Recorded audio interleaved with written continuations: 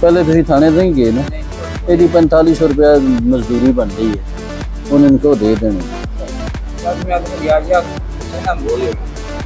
तो करवा देंगे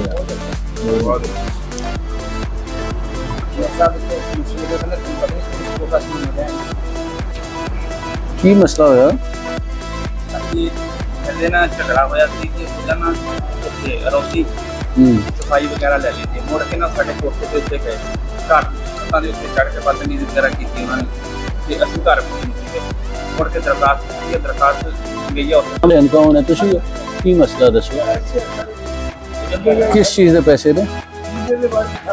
8 लाख रुपया 4.5 लाख ये नहीं दे रहा बंदा तो पहले मामला थाने तो नहीं गया किथे रहंदे हो तुसी